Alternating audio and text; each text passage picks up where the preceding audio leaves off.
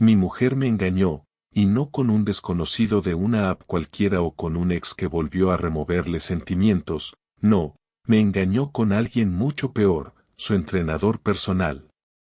El mismo al que yo mismo le pagué las sesiones para que ella recuperara la motivación.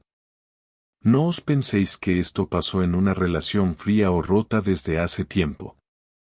Nos besábamos cada mañana, hacíamos la compra juntos los sábados, y los domingos veíamos series agarrados en el sofá.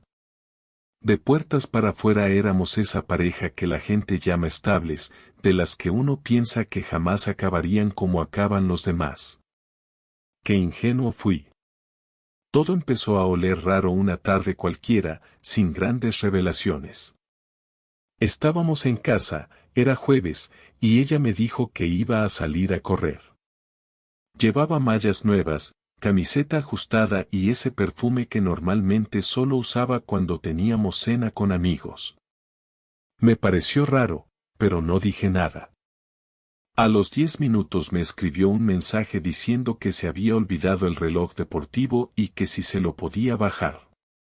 Lo cogí de la mesita y, sin querer, vi que tenía una notificación de WhatsApp que decía, hoy te quiero sin excusas. El mensaje no tenía nombre visible, solo un número guardado como Clínica Fisioterapia con un emoji de un brazo fuerte. Ahí se me encendieron todas las alarmas. Bajé las escaleras en silencio, el reloj en una mano y el corazón en la otra. Cuando llegué al portal, ya no estaba. Me acerqué al gimnasio, que está a 2 manzanas de casa, y desde la acera la vi, no estaba corriendo, ni estirando, ni sola. Estaba apoyada en la pared del lado, riéndose mientras ese cabrón con camiseta ajustada y sonrisa de anuncio barato le acariciaba la cara. No me vio. No podía moverme, era como si mis piernas se hubieran clavado al suelo. Observé durante varios segundos cómo mi mujer se transformaba en otra persona, una que yo no conocía, una que no se parecía en nada a la que había abrazado esa misma mañana en la cocina mientras preparábamos café. Volví a casa como un zombi. No dije nada.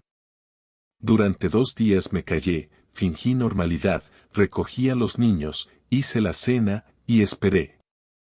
Porque antes de romperle la cara a ese imbécil o de tirarle sus cosas por la ventana, necesitaba estar seguro, necesitaba pruebas, algo que no pudiese negarme entre lágrimas ni cubrir con excusas.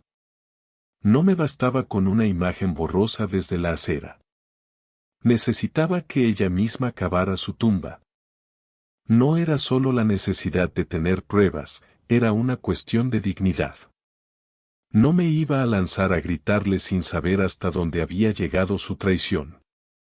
Así que durante los siguientes 4 días me comporté como un auténtico actor, mantuve mi cara neutra, mis rutinas exactas, incluso la forma en que la besaba por la mañana fue medida, ni más frío ni más cálido.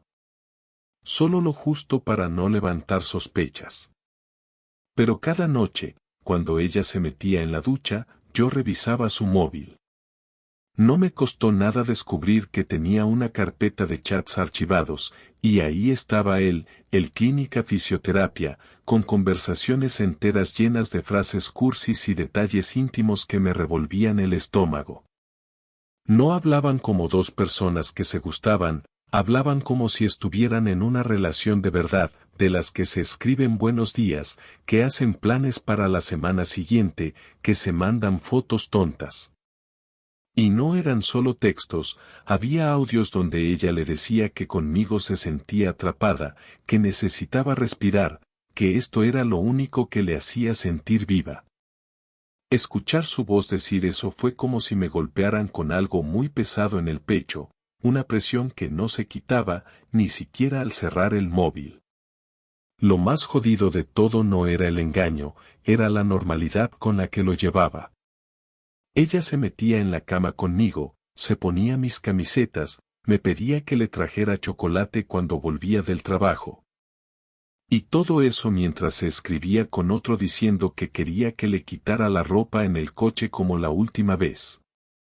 Era como vivir con una actriz, y lo peor es que yo nunca lo habría sospechado si no hubiera visto ese maldito mensaje por casualidad. Empecé a observarla con otros ojos, a fijarme en cada gesto, cada excusa, cada detalle. Descubrí que los jueves eran sagrados para ellos. Siempre encontraba alguna razón para salir por la tarde, normalmente ligada a una clase o aún me voy a correr, y volvía con el pelo algo húmedo, o con ese brillo que le queda a la piel después de una ducha. Esos días solía venir contenta, incluso más cariñosa conmigo, como si el polvo con el otro le diera energías para hacer su papel de mujer entregada. El jueves siguiente decidí no ir a trabajar. Llamé a mi jefe, le dije que tenía una jaqueca fuerte y me quedé en casa. Ella salió con sus mallas negras y su mochila deportiva a eso de las 5. No corría. Ni siquiera llevaba zapatillas de deporte, sino esas de suela plana que se ponen con ropa deportiva pero que claramente no son para correr. Esperé 10 minutos, bajé, cogí mi coche y empecé a seguirla. No fue difícil. Caminó unas 3 manzanas y entró a un edificio de apartamentos con un portal sin portero. Esperé unos 5 minutos más y luego entré. No había cámaras. Subí las escaleras despacio, sin hacer ruido, y al llegar al segundo piso escuché risas detrás de una puerta. La reconocí enseguida. No entré. Solo me quedé allí parado, escuchando. Se reían. Luego silencio. Luego el sonido de un cierre bajando, tal vez un pantalón, no lo sé. Salí del edificio con el corazón en la garganta, pero sin derramar una sola lágrima. En ese momento ya no me dolía, solo quería destruirlo todo. Volví a casa. Me senté en la cocina con el portátil abierto, buscando información legal sobre divorcios, bienes compartidos y custodia. No estaba pensando en el amor ni en la traición, estaba pensando en dinero, en futuro, en logística. Quería prepararme para lo que se venía. Llamé a mi primo Mario, que es abogado en Alicante, y le dije sin rodeos, necesito saber cómo me puedo separar sin que me jodan con la casa ni con la custodia. Me hizo varias preguntas y me mandó unos documentos para ir empezando. Le dije que no dijera nada a nadie. No quería compasión ni consejos, solo quería prepararme. A las 8 volvió Clara, sudada, con el pelo recogido y la sonrisa tranquila. Me dio un beso en la mejilla como si no acabara de follarse a otro. Se metió en la ducha. Yo me serví una cerveza y me senté en el sofá, mirando un partido de fútbol que no estaba viendo. Me preguntó desde el baño si quería cenar algo. Le dije que no, que había picado algo antes. Me respondió con un vale cantado, como si todo fuera normal. Y en su mundo, lo era. Esa noche no dormí. Me tumbé con los ojos abiertos, escuchando cómo respiraba a mi lado. A las 4 de la madrugada me levanté, abrí su bolso con cuidado y cogí el teléfono otra vez. En la galería encontré fotos de ellos en la terraza del mismo edificio al que la seguí, selfies en ropa interior, y una foto de él tocándole la cara mientras ella cerraba los ojos. Guardé todo en una carpeta en la nube, la renombré como Reformas 2025 y cambié la clave del correo. Me senté de nuevo en la cama y la miré dormir. Me pregunté cuánto tiempo llevaba sin ser feliz conmigo y por qué no me lo dijo antes de destrozarlo todo así. Pero la respuesta ya no importaba. Esa noche decidí que no me iba a ir de la casa. No se iba a quedar con todo. Iba a estar tranquilo, paciente, calculador. Iba a hacerle sentir todo lo que me estaba haciendo a mí, pero sin tocarla un dedo. Solo con hechos. Esa mañana me levanté antes que ella y preparé café como siempre. Me senté en la cocina, revisando papeles que no necesitaban revisión, mientras escuchaba cómo se levantaba, se duchaba y se arreglaba para ir al trabajo. Bajó a desayunar con esa calma que tienen los que no temen nada, con la rutina de quien cree que todo está en orden.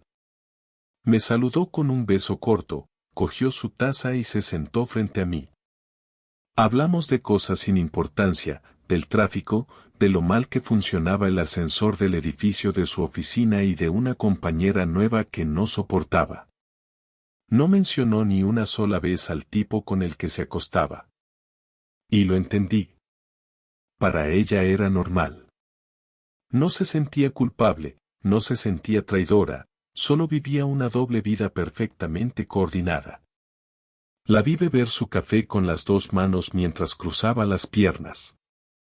Esa imagen me quedó grabada, porque no parecía alguien que tuviera miedo de que la descubrieran. Era una mujer tranquila, segura, dueña de una mentira que le salía perfecta. Después de que se fue, llamé a mi jefe y le pedí vacaciones. No puse excusas, solo le dije que era algo personal y que no podía esperar. Aceptó sin preguntar mucho. Luego escribí a mi primo Mario para acelerar lo de los documentos. Le dije que quería empezar ya con los trámites, pero sin presentar nada aún. Solo preparar. Necesitaba saber qué podía reclamar, cómo dividir lo que teníamos y cómo quedaría lo de nuestra hija. Me pidió paciencia, pero me prometió que en 2 días tendría algo concreto. Me pasé el resto de la mañana haciendo copias de los mensajes, fotos, audios, todo. Guardé las copias en un USB y en un disco externo. Después los oculté en una caja de herramientas en el trastero del sótano, porque si algo salía mal, necesitaba tener un respaldo. Ese mismo día al mediodía fui al gimnasio donde trabajaba él. Fingí estar interesado en entrenar y pedí una cita para evaluación. Me hicieron esperar en recepción, y cuando apareció, me reconoció de inmediato. Me saludó como si no supiera nada, como si no tuviera ni idea de quién era yo. Me di cuenta de que ella jamás le había dicho que estaba casada. Me levanté, fingí una sonrisa y le dije que lo sentía, que me había equivocado de sitio, que no me interesaba. Él sonrió, dijo que no pasaba nada y me deseó buen día. En cuanto salí, tuve que respirar hondo para no volver y partirle la cara, pero no lo hice. No era el momento. Todavía no. Esa noche, Clara llegó más tarde de lo habitual. Dijo que había estado ayudando a su compañera nueva con una presentación. Traía una bolsa con comida tailandesa, algo que a ella ni siquiera le gustaba mucho, pero que sabía que me encantaba. Me miró y me dijo con una sonrisa, «Hoy te lo mereces». Me puse de pie, la ayudé a poner la mesa, y comimos en silencio mientras nuestra hija jugaba con el iPad en el salón. Yo la miraba como si nada, pero cada vez que bajaba la vista al móvil, cada vez que se reía sin motivo o cada vez que tardaba más de 2 segundos en responderme algo, me preguntaba si estaba escribiéndole a él, si lo pensaba, si me comparaba. Terminamos de cenar, recogimos y nos sentamos en el sofá como si fuéramos una pareja feliz. Vimos un episodio de una serie absurda, y al terminar, se levantó, me besó la frente y dijo que tenía sueño. Se fue a la cama. Yo esperé unos minutos, apagué la tele y fui detrás. A medianoche, mientras ella dormía, recibí un mensaje desde un número desconocido. Era una foto. En ella se veía la espalda de Clara, desnuda, en una cama que no era la nuestra. El mensaje decía, pensé que debía saberlo. Me quedé mirándolo en la oscuridad durante varios minutos. No sabía quién me lo mandaba, ni cómo había conseguido mi número, pero eso ya no importaba. Ya no había duda, ni siquiera era solo por lo que había visto con mis propios ojos o por los chats. Aquella imagen era el símbolo final, la confirmación brutal de todo lo que había estado intentando procesar. Respondí al número con una sola frase: ¿quién eres? No obtuve respuesta. Apagué el móvil, me levanté, fui a la cocina, bebí agua directamente del grifo y volví a la cama sin hacer ruido. Me tumbé de nuevo junto a ella, que seguía durmiendo tranquila, sin imaginar lo que yo acababa de ver. Al día siguiente, mientras se duchaba, le dije que había estado pensando en hacer una escapada de fin de semana solo, que necesitaba desconectar. No puso ninguna objeción. Me preguntó si quería que ella y nuestra hija se quedaran con su madre esos días. Le dije que sí, que me vendría bien el espacio. Aceptó encantada, como si estuviera feliz de tener también su propio tiempo. Eso me sirvió. Yo no me iba a ningún sitio. Lo que iba a hacer era planear cómo desmontar su mentira desde dentro, sin hacer ruido, sin escándalos. No la iba a gritar, no la iba a insultar. Iba a usar su misma técnica, calma, discreción y estrategia. Pero con una diferencia, yo no iba a dejar nada a medias. Cuando cayera, no tendría cómo levantarse. El sábado por la mañana me levanté con todo claro. Clara ya había preparado su maleta y la de nuestra hija la noche anterior, y apenas desayunamos, me abrazó con una sonrisa fingida y dijo que si necesitaba algo, la llamara.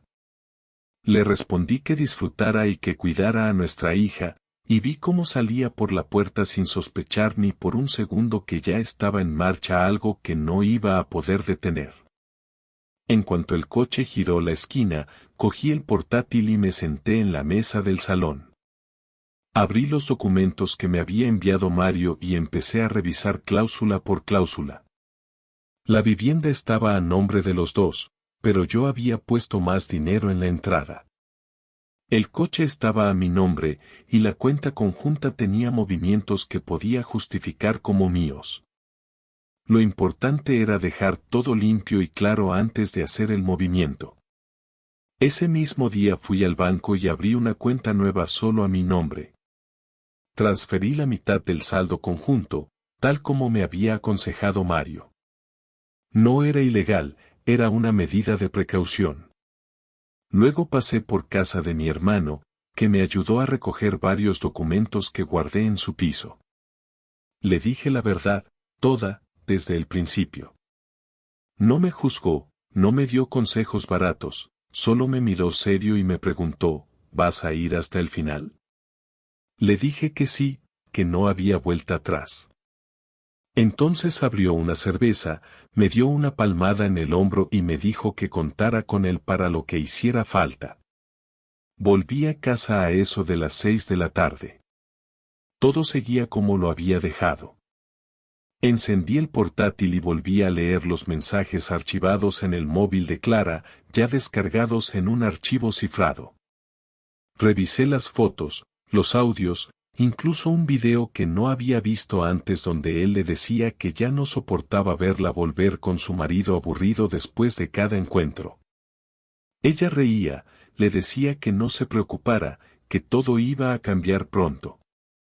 Eso me dio el empujón que me faltaba. A la mañana siguiente me fui al gimnasio y pedí una cita con el gerente.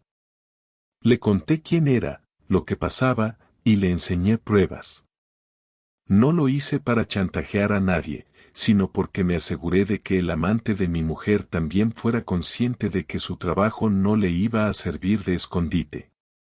El gerente me escuchó en silencio, revisó los mensajes con gesto serio y me agradeció por haberlo hecho con respeto. Me dijo que se encargaría del asunto, que ya había tenido problemas con ese empleado antes y que tomarían medidas. Yo no pedí que lo despidieran. Solo quería que él supiera que ya no iba a poder seguir ocultando lo que hacía. Después de eso, volví a casa, cogí la cámara que tenía guardada desde hacía años y volví al edificio donde ellos se veían. Me senté en la cafetería de enfrente y esperé.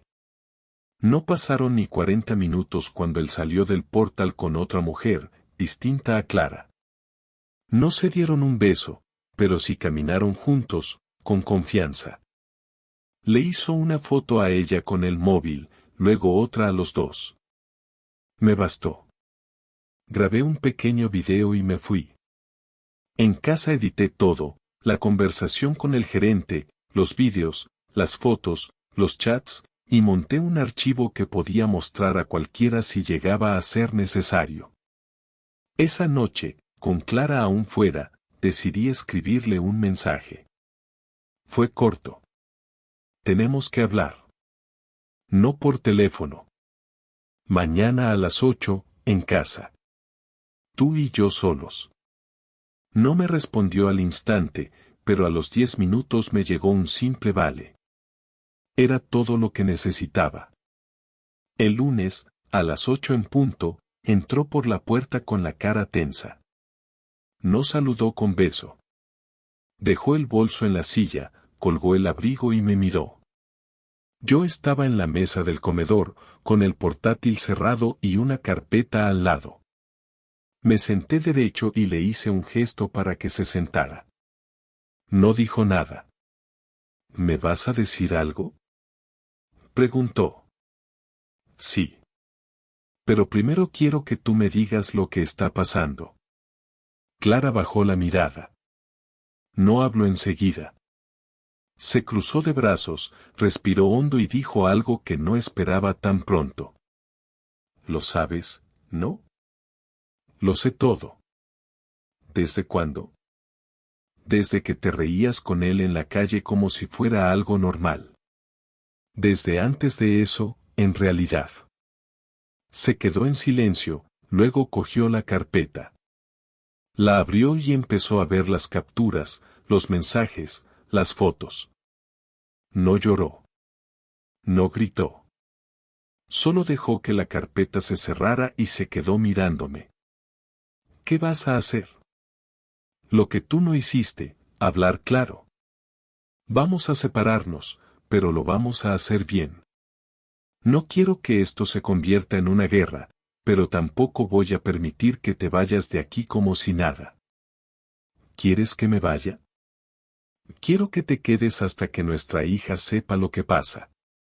Luego, sí, quiero que te vayas. Clara se levantó, fue hasta la cocina, se sirvió un vaso de agua y volvió. No fue solo proximidad, dijo. Sé que eso no mejora nada, pero necesito que lo sepas. No me interesa lo que sentiste por él. Lo que me interesa es lo que vas a hacer ahora. Ella no respondió. Se quedó de pie, como si esperara una orden. Pero yo no iba a darle ninguna. Tenía que decidir por sí misma. Tienes hasta el viernes, luego hablaremos con nuestra hija. Y después, tú decides dónde te vas. Pasaron los días sin que habláramos más del tema. Clara dormía en el cuarto de invitados y se encargaba de las tareas con nuestra hija como siempre, como si la casa no estuviera a punto de dividirse. Yo seguía mi rutina con precisión, trabajo, supermercado, llevar a la niña al colegio y volver.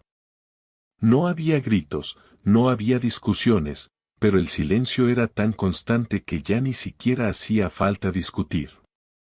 El viernes por la tarde me senté en la mesa del comedor, puse 2 cafés, uno frente al otro, y la llamé. Ella bajó sin hablar, se sentó, dio un sorbo al café y me miró esperando. He pensado en todo, dije.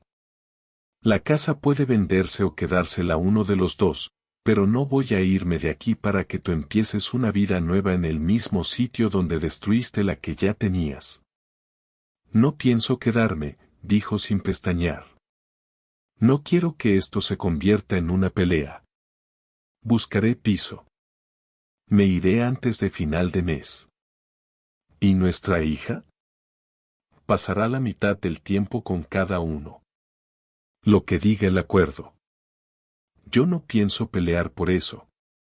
Pero quiero que la conversación con ella sea clara. Y que venga de los dos. No quiero que crezca creyendo que lo nuestro terminó por culpa de un desgaste cualquiera. ¿Y qué vas a decirle? ¿Que su madre es una cualquiera?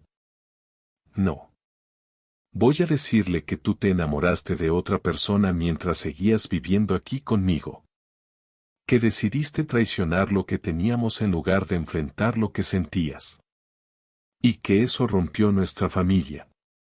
Porque es la verdad. Y porque no pienso permitir que crezca con una versión dulce de una traición. Clara no respondió. Bajó la vista al café y se quedó mirando el líquido. Esperé un minuto. Luego otro. Y finalmente, dijo lo que yo llevaba semanas esperando sin saber que lo necesitaba. Tienes razón.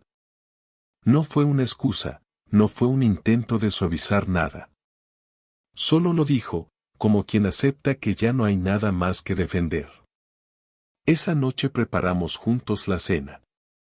Nuestra hija se sorprendió de vernos hablar con normalidad, incluso reír en algún momento, pero no preguntó nada. No tenía por qué hacerlo todavía. Cuando se fue a la cama, Clara y yo nos sentamos en el sofá sin encender la tele. No sé cuándo empezó a irse todo a la mierda, dijo ella. Supongo que fue cuando dejé de decirte lo que pensaba. Y tú también dejaste de preguntarme. Yo preguntaba, respondí. Pero tú respondías con frases que sonaban bien. Y yo elegí creerte. No estoy enamorada de él. Ya no. Eso no cambia nada. Lo sé. Solo quería que lo supieras. Nos quedamos en silencio durante un rato. No hubo reproches, no hubo detalles morbosos, solo una sensación de cansancio compartido. Le pregunté si tenía algún lugar donde quedarse. Me dijo que pasaría unos días en casa de su hermana mientras encontraba algo. Le dije que si necesitaba dinero, lo pidiera. Me miró sorprendida. ¿De verdad me lo vas a poner así de fácil? No es fácil. Pero es necesario. ¿No quieres venganza? Ya tuve mi momento.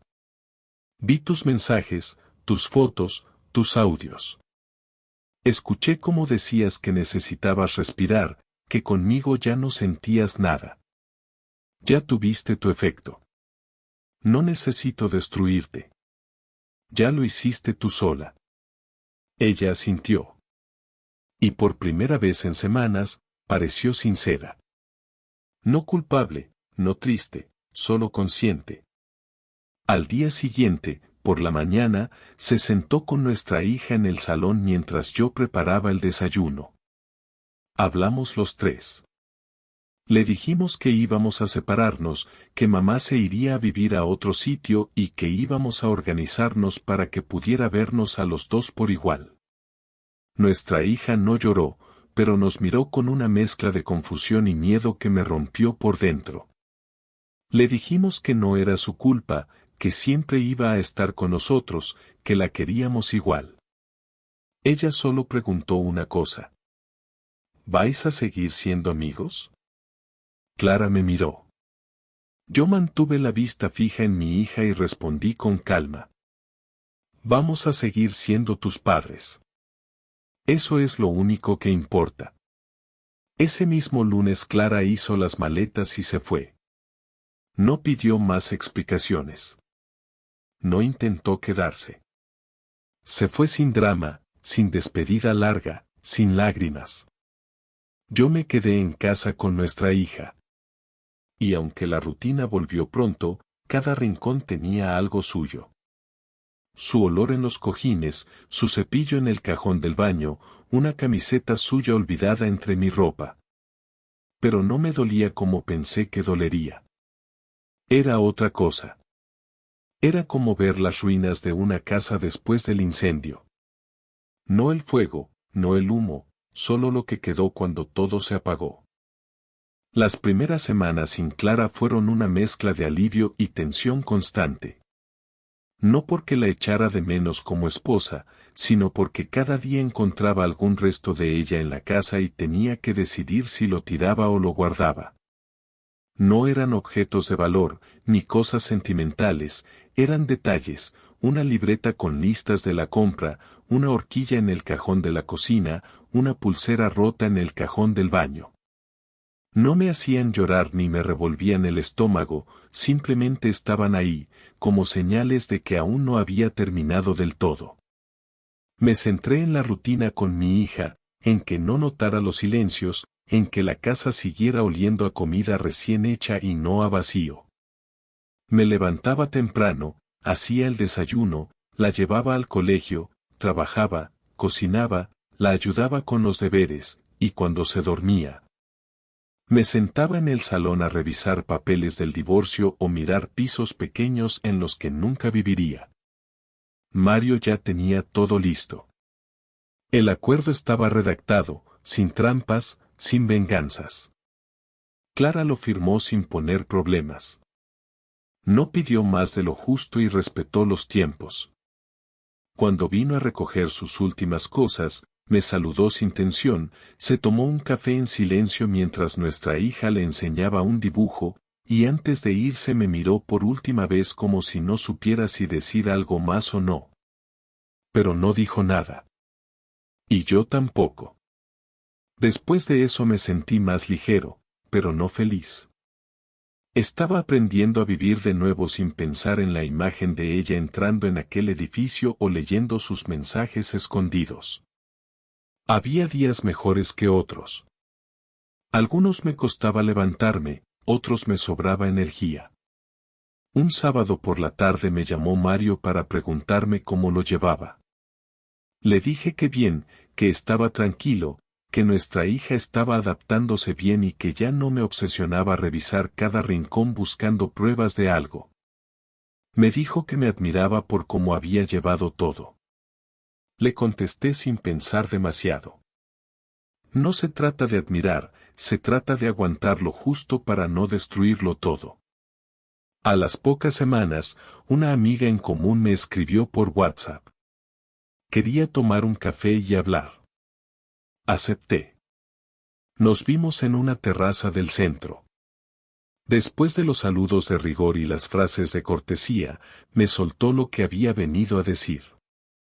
Sé que no me incumbe, pero necesito decirte algo. Clara me contó lo que pasó, pero también me dijo que tú lo sabías todo antes de que ella lo confesara. Que nunca gritaste, que no hiciste un escándalo. Que solo actuaste. Me dejó pensando. ¿Y qué te hizo pensar? Que la gente cree que una traición se grita. Pero a veces el silencio es lo que más duele. No me quedaba otra. Si gritaba, perdía todo. ¿Y ahora qué? Ahora sigo. No hubo más. Nos despedimos con un abrazo y volví a casa. Esa noche, mientras mi hija dormía, escribí una carta. No era para Clara. Ni siquiera para mí. Era para recordar lo que no quería repetir. Anoté todo, los momentos en que sospeché y me callé, los días en que dormí junto a alguien que ya no me amaba, las veces que fingí no ver lo que tenía delante. Guardé esa carta en una caja de herramientas, justo donde había escondido las pruebas semanas atrás.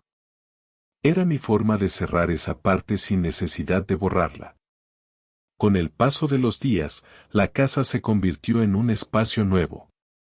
Pinté una pared, cambié el sofá de sitio, regalé cosas que ya no tenían sentido. Mi hija preguntó un par de veces por qué su madre no venía tanto. Le respondí con la verdad, con palabras adecuadas a su edad, sin adornos. Le dije que a veces las personas se equivocan, y que cuando no lo arreglan a tiempo, es mejor que cada uno siga por su camino. Ella escuchó, pensó un rato y luego me preguntó si eso significaba que mamá ya no me quería. Le dije que mamá me quiso, pero que luego dejó de hacerlo. No preguntó más. Una noche, mientras veíamos una película, me dijo algo que me descolocó. Papá, ¿y tú vas a volver a querer a alguien? La miré sin saber qué decir. No tenía respuesta clara. Le sonreí y le respondí lo único que podía decir sin mentir. Cuando esté listo. Los días siguieron, todos distintos, todos parecidos. Fui a trabajar, fui al mercado, escuché música vieja, vi partidos de fútbol sin entender el marcador, comí solo, comí con mi hija, dormí poco, dormí mejor. No hubo epifanías ni transformaciones. Solo tiempo. Y en ese tiempo entendí que no hay forma elegante de ser traicionado, pero sí hay formas de no arrastrarse después. Yo no fui perfecto, no reaccioné con heroísmo, solo me mantuve de pie lo justo para que no me aplastaran los escombros de lo que fue nuestra vida juntos.